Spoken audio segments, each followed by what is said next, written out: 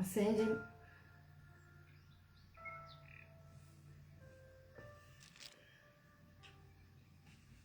Olá, amigos, muito boa noite. Iniciando o nosso encontro dessa segunda-feira, dia 21 de julho de 2025. Aqui estamos nós, mais uma noite de estudos e reflexões. A obra em pauta, como toda segunda-feira, é a obra de André Luiz. Estamos na terceira obra, Obreiros da Vida Eterna, capítulo 5, se não me falha a memória, 4. Vamos adentrar-se o capítulo 5 ainda hoje, mas capítulo 4, quando está se tratando da casa transitória. Então, agradecemos muito a companhia dos amigos que estão conosco nesse instante, Vera, Adélia, Célia, sejam todos muito bem-vindos, e vamos à nossa prece, e depois da prece nós seguimos com as reflexões da noite.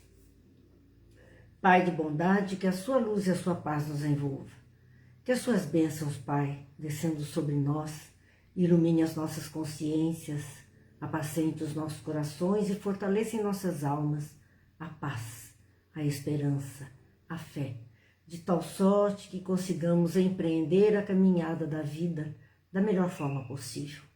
Abençoa-nos, Pai, abençoa-nos, Mestre, hoje e sempre, que assim seja. Bem, vamos lá então. Nós estamos vendo este capítulo bastante interessante, que é o capítulo que tem como título A Casa Transitória. Nós já vimos que André Luiz, Luciana e Padre Hipólito, sob a direção de Jerônimo, o orientador então do grupo, eles vão seguir em direção à crosta terrena para auxiliar a desencarnação de 5 pessoas que saíram de nosso lar, trabalhadores de nosso lar, para uma experiência terrena e agora deveriam então retornar ao nosso lar. Vamos antes o nosso boa noite, Rosana, Terezinha, Sérgio, Fernanda, Gil, sejam todos muito bem-vindos, agradecemos demais a companhia dos amigos que estão conosco. Mas ali, como dizíamos, então, eles estão a caminho da crosta. E nesse a caminho da crosta, eles fazem um pernoite, vão parar a jornada numa instituição que é conhecida como Casa Transitória Fabiano. É a Casa Transitória Fabiano de Cristo. É uma casa transitória por 2 aspectos. Primeiro, porque é uma casa de passagem para aqueles que ela acolhe. Não é um destino final, não é uma internação por muito tempo. É um período de socorro e encaminhamento àqueles que ali adentram. Depois, é transitória porque a própria casa ela não está fundada e não está ancorada em uma localização, vamos dizer, geográfica do mundo espiritual. Não, ela é uma casa que se move, uma casa móvel. Então, é uma instituição que se desloca no espaço conforme a necessidade do ambiente para o socorro que ela tem a oferecer. Então, conforme a necessidade desse ambiente, ela é acionada para acudir naquele lugar. Vamos lá, boa noite, Fernanda, Júlio, Vera, Rosângela, sejam muito bem-vindos, Jane, agradecemos muito. E ali, gente, voltando então à questão da casa transitória, ela é dirigida por uma mulher, Zenóbia, que é a coordenadora dos trabalhos, a diretora da casa, que tem sob a sua orientação muitos trabalhadores que prestam socorro a espíritos que são recolhidos de regiões inferiores, locais de muita dor, de muito sofrimento, de muito tresloucamento, de criaturas que estão em caráter, em uma vida muito difícil no plano espiritual. Região das trevas, região dos abismos, espíritos endurecidos, e na medida do possível resgate, eles são levados a esse primeiro atendimento, a esse pronto atendimento que a casa transitória pode oferecer. E dali serão então encaminhados ao destino a fim de que possam se recuperar e seguir a sua jornada evolutiva. Quando eles ali se encontram, então, em chegando nesse ambiente, eles são recebidos por Zenóbia e de imediato ela pede a ajuda deles, já que eles vão ficar mesmo ali, aquelas horas, ela pede a ajuda para uma assistência à coletividade sofredora de um abismo próximo, quer dizer, de uma região complicada, uma região periférica, bastante contaminada por psiquismos doentios, muitos sofrimentos, e ela pede então que eles possam ajudar no socorro a essas criaturas que ali estão, uma coletividade sofredora. Eles não resgatam apenas uma pessoa no ambiente. Quando eles vão para fazer esses resgates, prestar esse socorro, é coletivo, eles sempre pegam um grupo de espíritos que possam ser socorridos e dão a eles, então, a condição de auxílio mais próximo. Jerônimo, ele apresenta, então, para Zenóbia a enfermeira Luciana, porque ela tem uma característica, ela tem uma especialização na clarividência. Como nós dissemos a semana passada, a clarividência é uma das mediunidades, né? É uma das manifestações de mediunidade. É a possibilidade de ver aquilo que os olhos normalmente não veem, aquilo para nós encarnados, aquilo que na nossa dimensão material a gente não percebe, os olhos espirituais ou perispirituais conseguem perceber visualizações de uma esfera, ou projeções mentais, ou imagens, ou espíritos se manifestando nesse mundo mais sutil. Então, a clarividência, ela também permite que a pessoa tenha uma ciência de acontecimentos, então ela pode ter uma premonição por conta disso, uma visualização de algo que venha a ocorrer, ou algo já ocorrido no ambiente.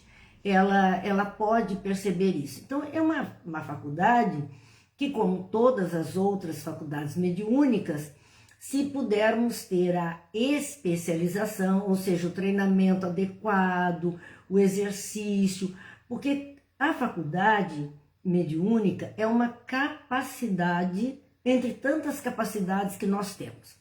Por exemplo, nós temos capacidade da oratória, da fala, nós temos capacidade para visualização, para audição, nós temos capacidade da nossa inteligência, mas todas essas nossas capacitações, elas podem ser desenvolvidas ou melhoradas, afinadas através de exercícios, de estudos, de esforço próprio. É uma habilidade e as habilidades são sempre desenvolvidas pelo treinamento. Então também a clarividência é a mesma coisa. E Luciana, ela tinha essa especialização, quer dizer, ela se preparara, desenvolver de forma satisfatória esse potencial da sua alma. E essa especialização na vidência. E ela podia, pelo desenvolvimento dessa especialização, ela podia penetrar com mais segurança na mente daquelas pessoas assistidas. Então ela fazia, vamos dizer, a leitura da mente. Ela via as cenas que estavam atormentando aquela consciência, onde aquela consciência estivesse travada, em que cena ela parou, em que situação se cristalizou a sua mente. Luciana podia observar isso, podia ver e claro que vendo, poderia então agir ou auxiliar através da sua vidência aqueles que pudessem agir de forma mais efetiva e eficaz para solucionar aquelas dificuldades que a mente atormentada apresentava. Então ela era assim um elemento muito importante para esta tarefa, para esta ida a regiões inferiores, aquelas mentes muito perturbadas. Ela poderia ser um elemento de grande ajuda nesse trabalho. Então nós vemos aqui a Zenóbia, ela faz um comentário muito interessante ela reconhece a importância da especificidade de Luciana. Ela reconhece a importância daquele que é o técnico. Às vezes nós não valorizamos, muitas vezes, mesmo dentro das questões de mediunidade, as pessoas acham que não precisa se esforçar, não precisa estudar, não precisa de exercício mediúnico, senta-se à mesa e deixa que os espíritos falem, façam. Não é bem assim. O médium tem que desenvolver condições adequadas para que as comunicações sejam cada vez mais perfeitas, cada vez mais limpas e mais rápidas. Não é isso que nós fazemos quando temos um aparelho, nosso celular, ou uma televisão aí ligada à internet. Nós queremos comunicação rápida, nós queremos imagem muito boa, som muito bom. É isso que nós desejamos. Para isso nós chamamos técnicos que podem fazer as redes, que podem arranjar essa situação.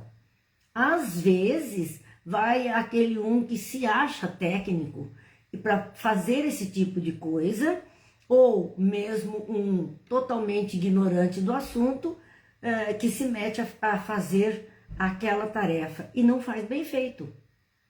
Pode até conseguir alguma coisa, mas pode desgastar o aparelho mais rapidamente, pode não ter a imagem e o som desejáveis. São coisas que uma pessoa com habilidade técnica resolveria de forma rápida e satisfatória.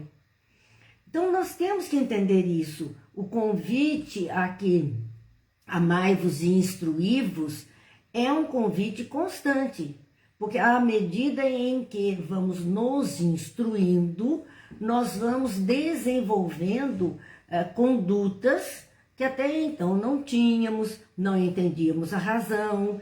E assim, esse amor que é preconizado por Jesus, ele se torna melhor, ele se torna mais forte na medida em que, entendendo, começamos a proceder de conformidade com esse entendimento.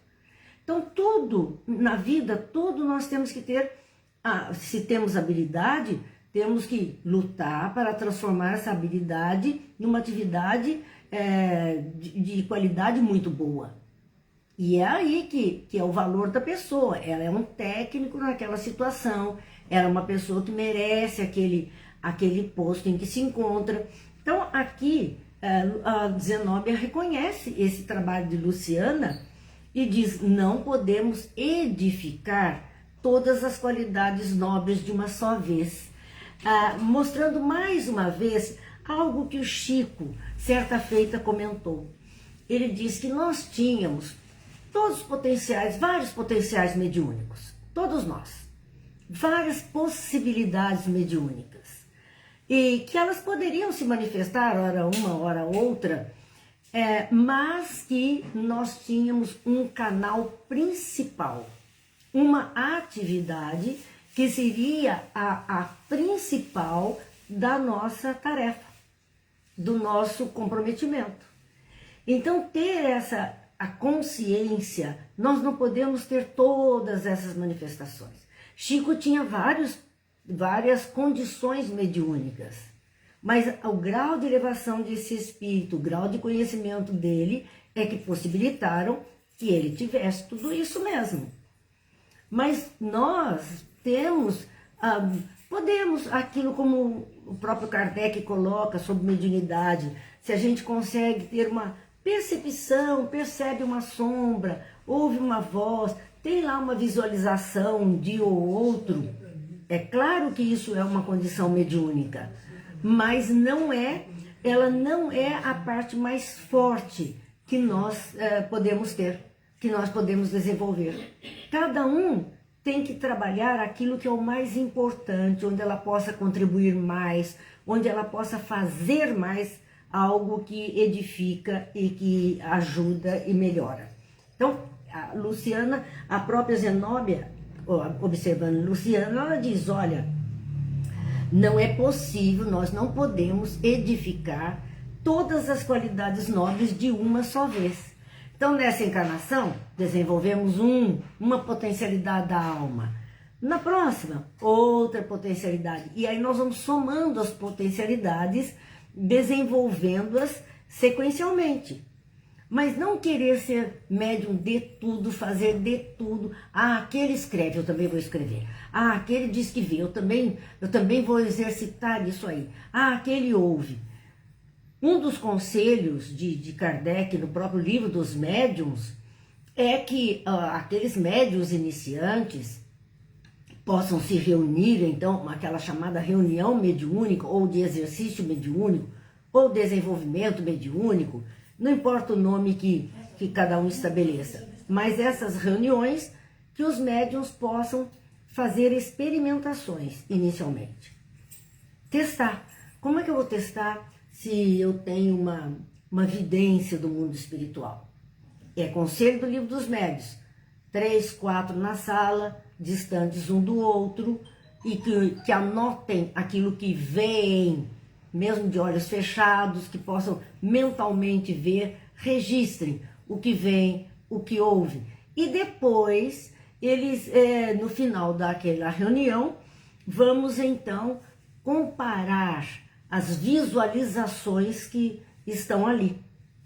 Aquele viu isso, o outro viu algo parecido. Pode ser até escrito de forma diferente, pode ser mostrado de uma forma diferente, mas a essência não tem erro, é a mesma. Então, realmente, esses viram. Outros que vêm com um discurso totalmente diferente, esse viu uma criação mental sua, a sua imaginação. Realmente ele não viu o que estava acontecendo naquele ambiente, ele viu o seu mundo interior. Então são exercícios. E a psicografia? Como é que eu sei se eu sou um médium psicógrafo ou não? Se eu posso receber mensagens dos espíritos e escrever? Exercício. É o que Kardec recomenda. Vamos lá, pega papel, pega lápis, está lá na reunião e acaba fazendo ali os seus testes, os seus exercícios. São rabiscos de início, são desenhos, são garatujas, palavras às vezes desconexas, outras vezes textos fantásticos. Mas é só nesse exercício que nós vamos ver o que persevera e o que não persevera. Ou como é que deslancha e como não deslancha. Para saber.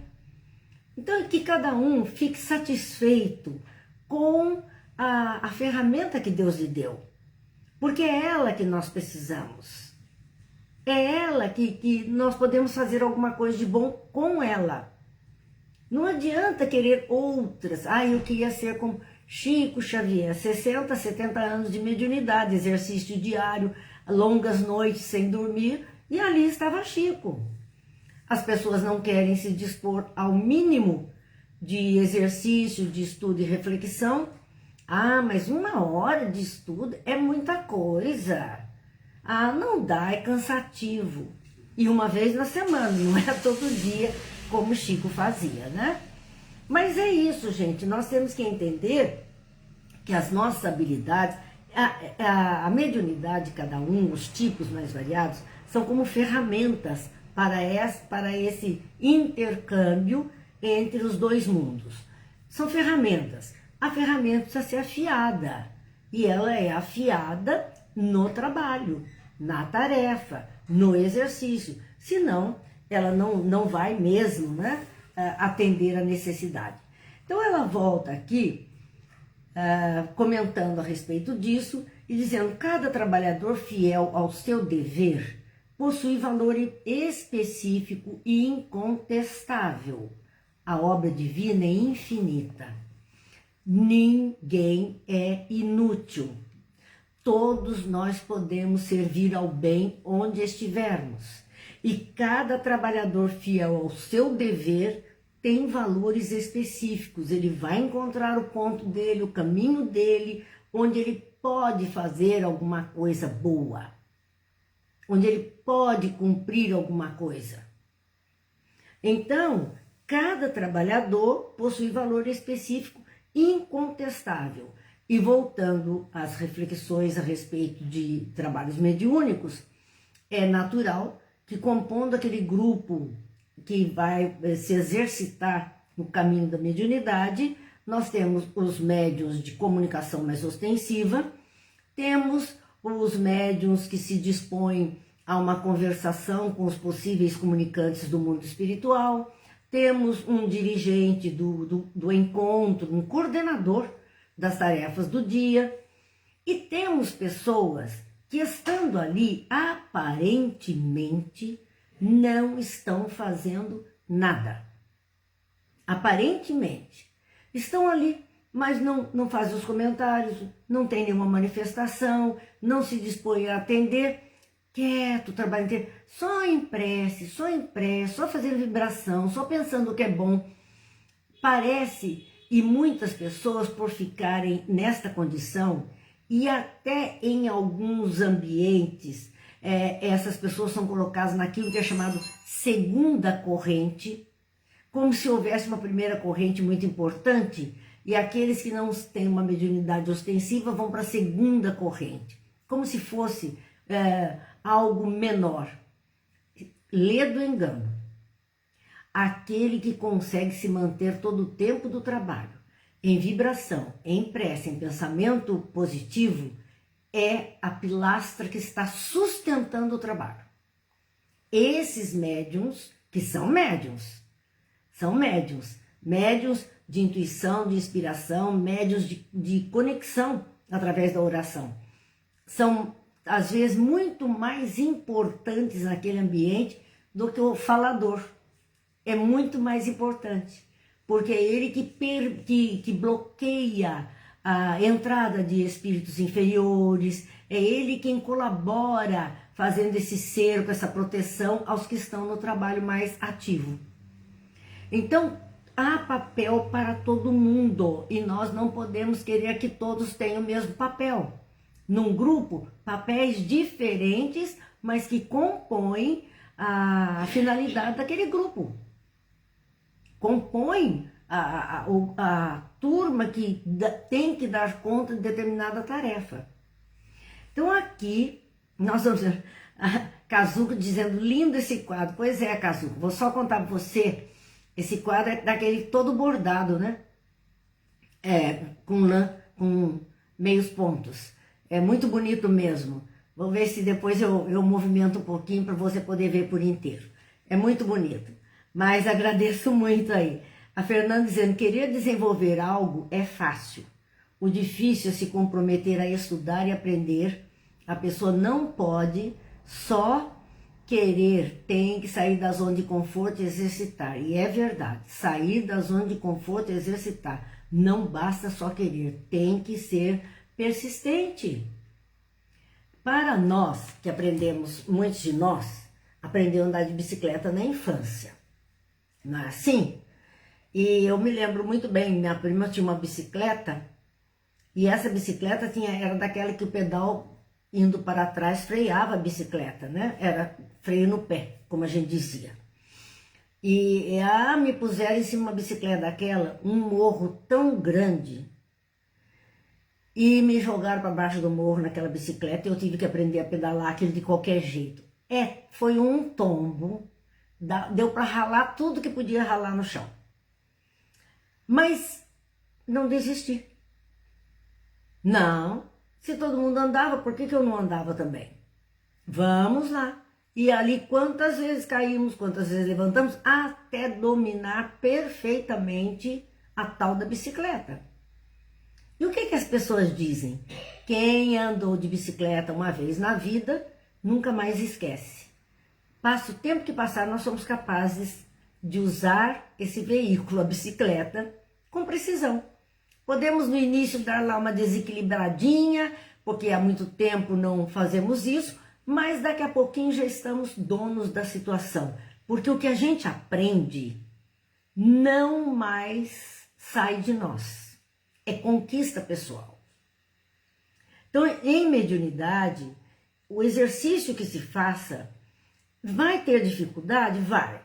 Vai desistir? Não. Vamos continuar de novo, vamos subir, vamos de novo. Ralou, ficou difícil, chorou, ficou triste, mas levanta, continua e continua, porque é assim que nós vamos desenvolvendo as nossas habilidades.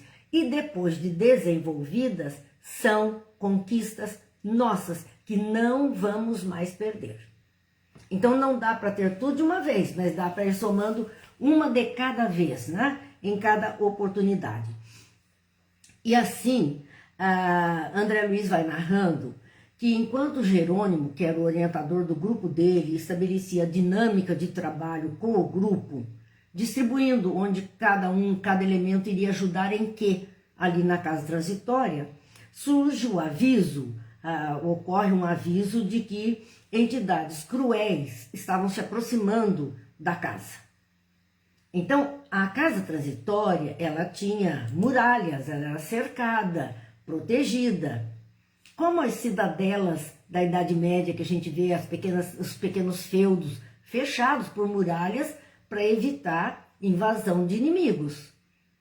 E assim também ela estava ali protegida e com pessoas em torres de vigia para detectar essas presenças.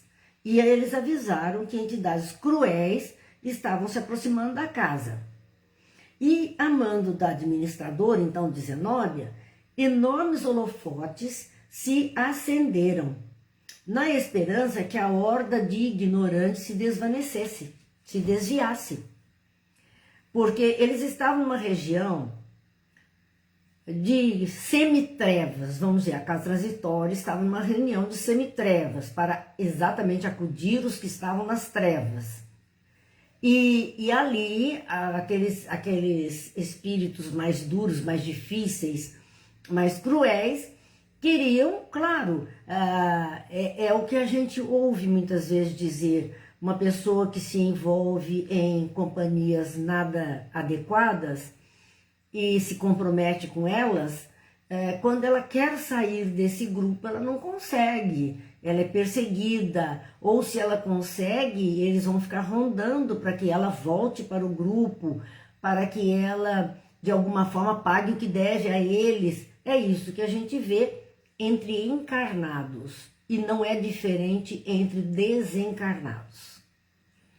Muitos foram resgatados e estavam ali, aguardando para serem levados no dia seguinte para outros ambientes, outras esferas espirituais. E aqueles cruéis perseguidores estavam atentos e ameaçam de invasão exatamente para perturbar os que ali foram acolhidos, para fazer com que os trabalhadores desistissem. E ela pede então que eles acendam os holofotes sobre a muralha, grandes holofotes existiam, porque a luz incomoda quem está nas trevas. Quem está habituado a uma visão de um ambiente mais escuro, quando se acende a luz é um choque, deixa a pessoa enseguecida, ela não tem visão perfeita, ela se assusta, e muitos não gostam disso e iriam desviar o rumo da casa transitória, deixando em paz os que ali estavam. André Luiz fica abismado de ver tudo isso. E ele ouve, né? Ele ouve naquele instante gritos estridentes, rugidos, silvos como de cobras, guinchos como de macacos, explosões. Ele ouve explosões de petardos magnéticos atirados por aqueles cruéis em direção à casa transitória. Bomba! Imagine bem a casa transitória como um hospital, como um local de acolhimento de pessoas em sofrimento, sofrer bombardeio, perseguição, agressão, violência, invasão em busca daqueles que ali estavam. Olha o que os trabalhadores também que ali acudiam passam, né? Mas aqui então André Luiz fica pasmo com tudo isso.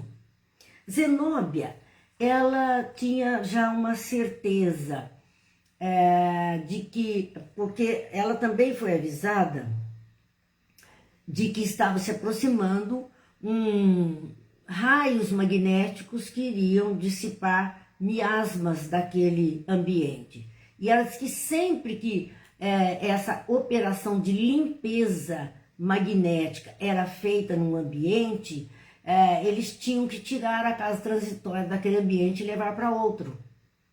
Porque eles precisavam limpar toda aquela psicosfera, todo aquele ambiente desses resíduos pestilenciais. Mas o que acontecia é que quando a limpeza se aproxima, é como se ratos saíssem do esgoto.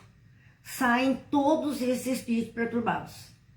Então, quando a gente vê a confusão, a efervescência da confusão, da agressão, da violência sem limite, pode saber que essa história está no fim. Porque a limpa está vindo.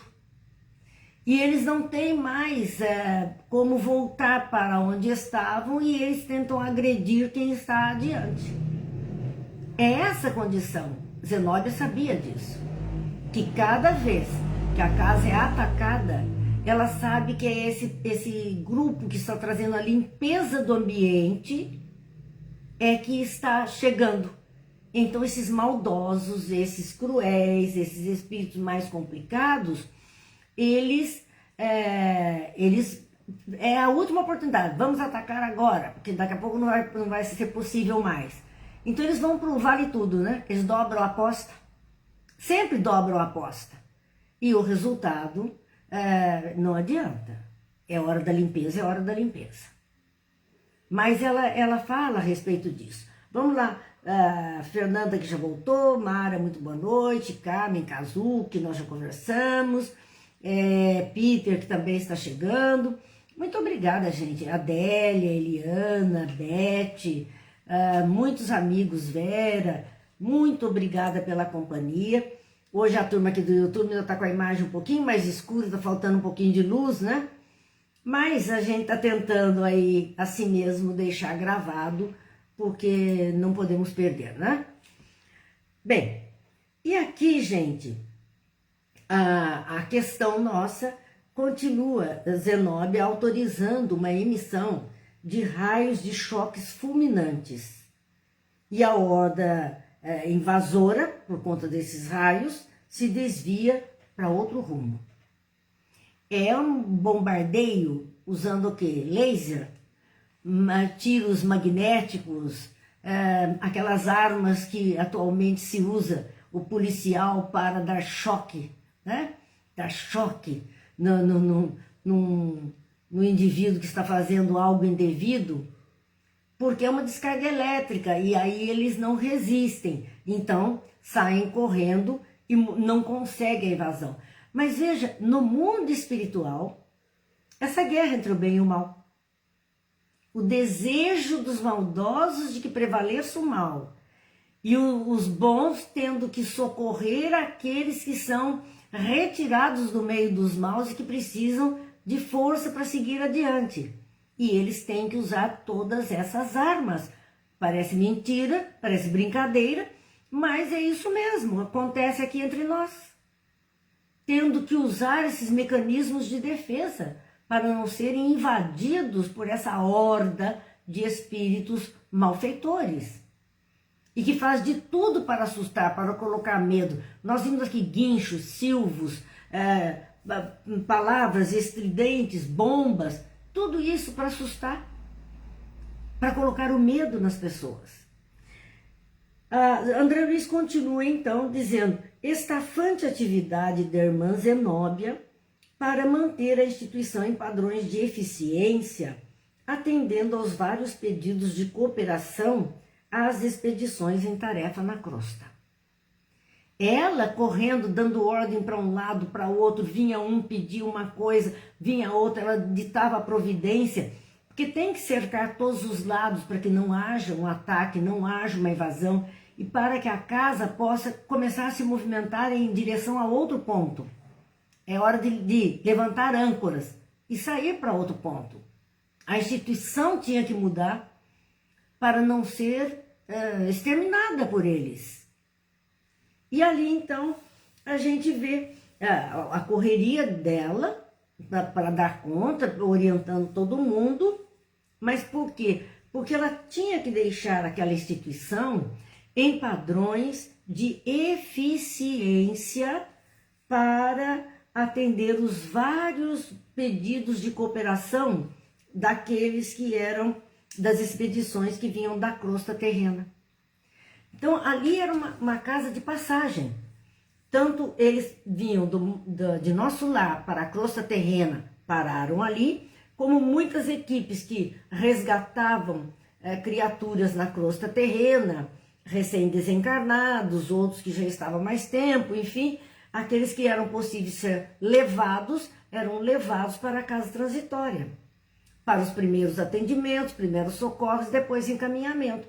E ela tinha que deixar essa casa em condição de eficiência, de ter um resultado positivo nesse trabalho de socorro às criaturas. Então, nós vemos aqui, na continuidade, André Luiz notando que chega uma notícia que os desintegradores etéricos do plano superior passarão por ali com o fogo purificador. É isso que nós falamos. Uma equipe que vem fazendo a limpeza, vem queimando os resíduos, vem limpando o terreno desses resíduos mentais fétidos, porque é incrível, né? O pensamento cria e dá até odor, até o odor vem junto. Então eles tinham que limpar esse espaço, deixar em ordem, e é esse fogo purificador para queimar os resíduos mentais e deletéricos da região, havendo necessidade de transportar a instituição para um outro local. Então, cada vez que eles chegavam no local, começavam a ajudar, a resgatar pessoas, a socorrer pessoas, aqueles do local que não querem isso, daqui a pouco iam atacá-los. E era nessa hora que eles precisavam sair, mudar, ir para outro ambiente, mas não podiam deixar esses resíduos de mentes perturbadas, de espírito de guerra, de destruição naquele ambiente. Era preciso purificar o ambiente, queimando todos esses resíduos, limpando todos esses resíduos. E ali eles então, ela vai tomar essas providências para que a casa possa se deslocar e deixar ali o espaço que essa equipe chegaria para desintegração. E ela recomenda então um trabalhador da casa para assessorar o grupo que estava ali naquilo que era preciso, fosse para eles ajudarem, fosse para eles aprenderem, mas aproveitar o tempo de uma forma boa. Então, Heráclio é o jovem que a pessoa que é destinada, não é um jovem, ele não é um jovem, é um senhor, destinada a ajudá-los. Ele era um colaborador da casa e ele leva agora para eles conhecerem o interior daquela instituição, porque tudo isso que aconteceu na hora que eles chegaram. Mal eles tinham entrado na instituição, nos portões daquilo ali. Eles não tinham nem adentrado o ambiente. E toda aquela confusão, aquele ataque, eles se viram no meio de tudo isso. E agora eles iriam então conhecer o interior da instituição. E o que André Luiz viu, o que foi mostrado para ele? Extensos dormitórios. Porque os espíritos que são acudidos é como num pronto atendimento. Chega ali um bando de gente ferida e vão medicar, vão para depois direcionar cada um para o local de melhor assistência que eles necessitem, mas sempre vem aquelas medicações que fazem a pessoa dormir, acalmar, sossegar, para que não haja um desgaste físico, para que ela não tenha esses sobressaltos durante o atendimento, para que ela não entre em crises. Então, há uma sedação. E por isso, também ali, esses espíritos que vinham das regiões mais difíceis,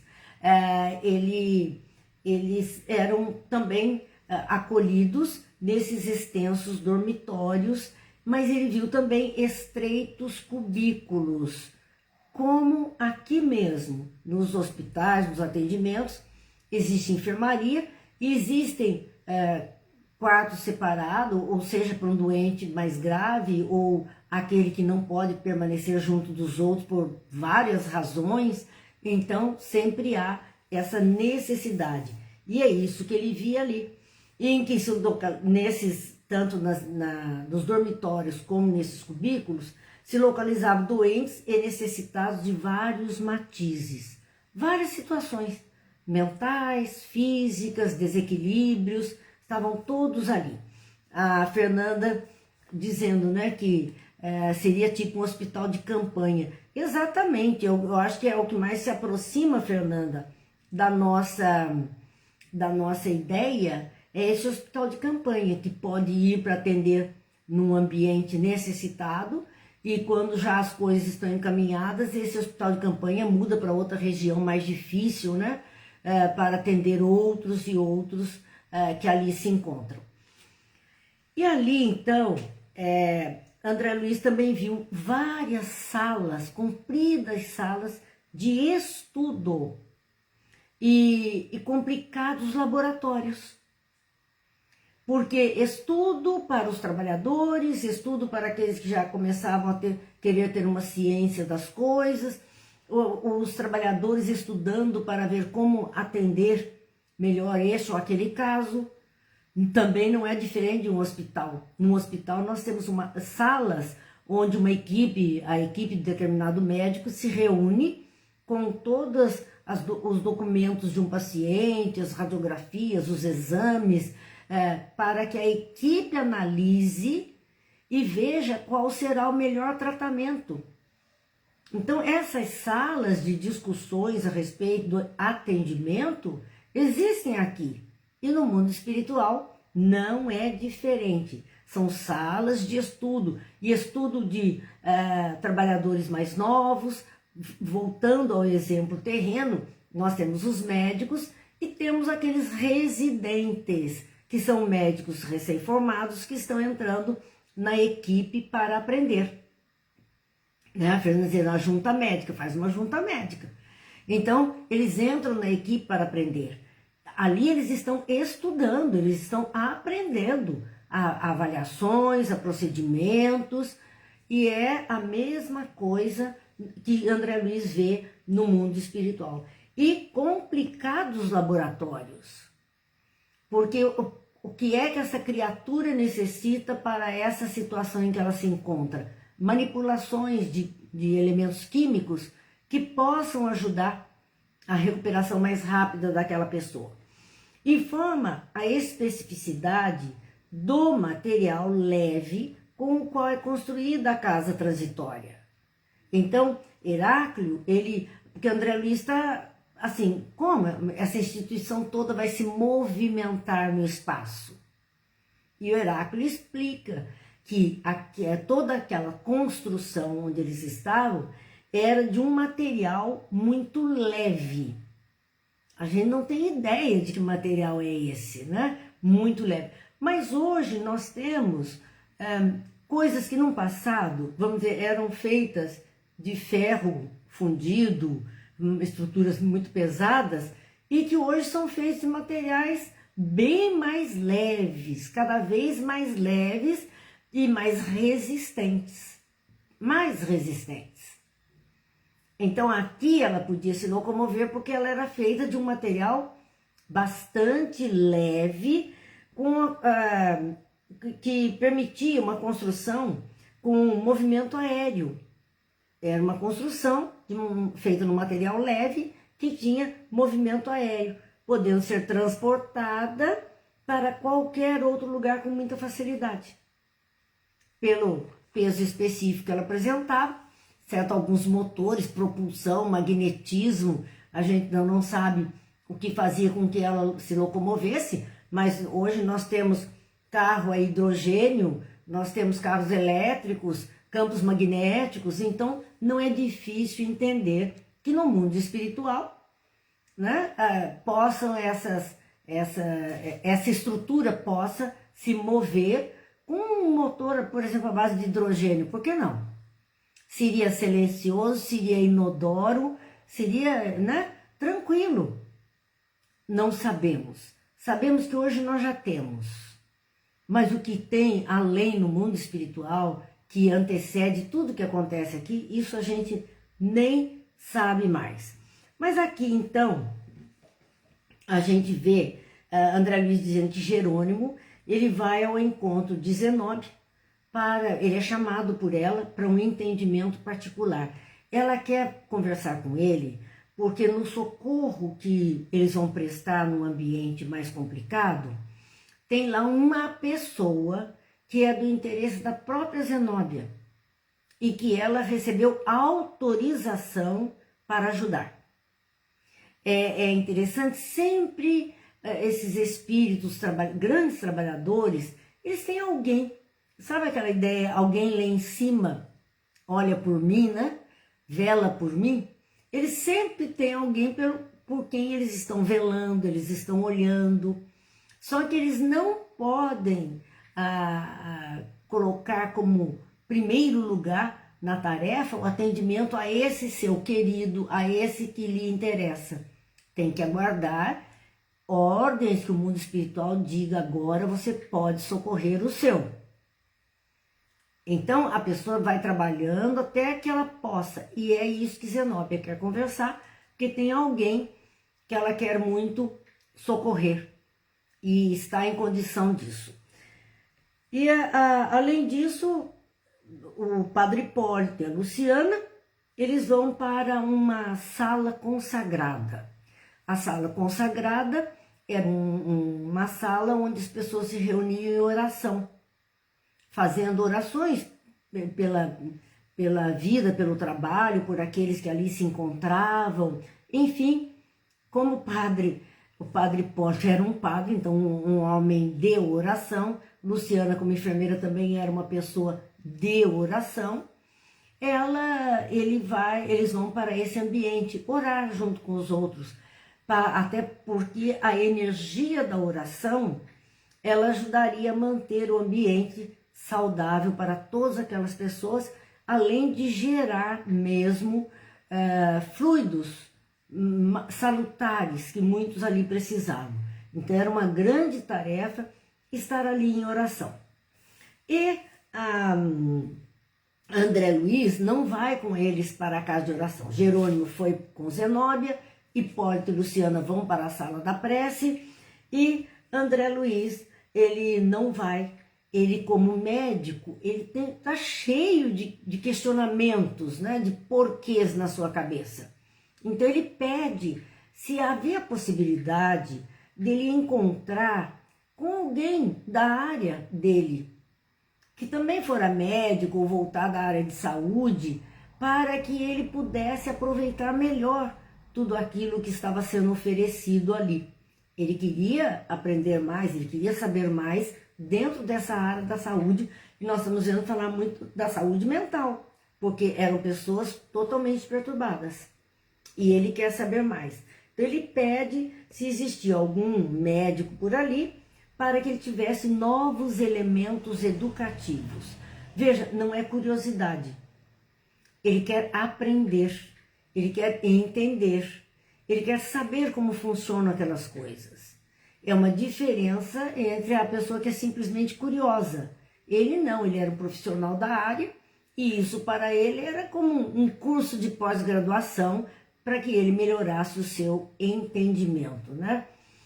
E vamos ver a Fernanda dizendo ali que ela está entendendo e que já viu muitas vezes sobre tecnologia, ela é muito mais avançada do que a nossa. Sim, aqui o próprio André Luiz fala que as coisas aqui são cópias imperfeitas do mundo espiritual, que antes de existirem aqui, elas já existem no mundo espiritual.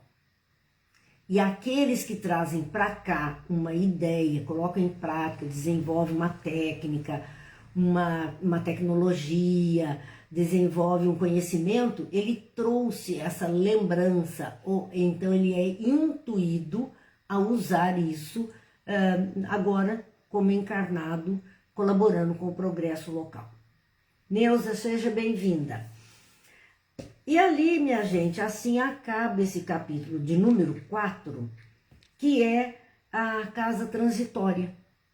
Nesse momento em que eles estão aprendendo, em que a casa tinha acabado de sofrer esse assalto de entidades trevosas, cruéis, difíceis, mas que também iria receber o processo de limpeza dos campos magnéticos, e ela deveria se deslocar para outro ambiente a fim de que ali fosse feita a limpeza e ela pudesse socorrer em outro ambiente. Claro que eles vão participar dessa mudança, né, dessa andança da casa transitória, e vão participar da ajuda àqueles que eles possam ajudar, colaborando assim com Zenobia. Nós não vamos entrar no capítulo 5, que é este companheiro que André Luiz vai agora se juntar a ele, chamado Gotuso. E irmão Gotuso, ele é quem vai atender a curiosidade de André Luiz, a necessidade de conhecimento, de aprendizado sobre esses ensinamentos todos, sobre essa experiência que eles viviam. Então nós vamos deixar para a semana que vem, porque já estamos em cima da nossa hora, agradecendo muito a companhia. Vamos à nossa prece de Cáritas, como toda segunda-feira, que a gente possa vibrar neste momento, por todo este mundo onde nós estamos. Tantos conflitos, tantas dificuldades, tantas incertezas, que haja uma clareada no nosso horizonte terreno, uma melhoria para que a gente possa, então, ter uma visão mais profunda e mais larga dos acontecimentos. Sabemos que não estamos à deriva, sabemos que a espiritualidade está muito atenta, que Jesus está no leme, mas nós precisamos fazer a nossa parte. Se ali eles têm um momento de prece para fortalecer aquele ambiente, que as nossas preces em conjunto também sirvam para isso, fortalecer o ambiente terreno em que nós vivemos. Vamos à nossa prece de Cáritas. Deus, nosso Pai, que sois todo poder e bondade, dai força àqueles que passam pela provação. Dai luz àquele que procura a verdade e ponde no coração do homem a compaixão e a caridade. Deus, dai ao viajor a estrela guia, ao aflito a consolação, ao doente o repouso. Pai, dai ao culpado o arrependimento, ao espírito a verdade, à criança o guia, ao órfão o pai. Senhor, que vossa bondade se estenda sobre tudo o que criastes. Piedade, Senhor, para aquele que não vos conhece, e esperança para aqueles que sofrem. Que a vossa bondade permita aos espíritos consoladores derramarem por toda parte a paz, a esperança e a fé. Deus, um raio, uma faísca do vosso amor pode abrasar a terra. Deixa-nos beber na fonte desta bondade fecunda e infinita, e todas as lágrimas secarão, todas as dores se acalmarão. Um só coração, um só pensamento subirá até vós como um grito de reconhecimento e de amor. Como Moisés sobre a montanha, nós vos esperamos com os braços abertos. Ó poder, ó bondade, ó beleza, ó perfeição, e queremos de alguma sorte merecer a vossa misericórdia. Deus, dá-nos a força de ajudar o progresso, a fim de subirmos até vós. Dá-nos a caridade pura, dá-nos a fé e a razão, dá-nos a simplicidade, que fará de nossas almas um espelho onde há de se refletir a vossa divina imagem. Que Deus nos abençoe, Jesus nos ilumine, que a paz esteja com todos. Uma boa noite, muito obrigada pela companhia. Até amanhã, se Deus quiser e assim nos permitir, quando juntos estaremos novamente.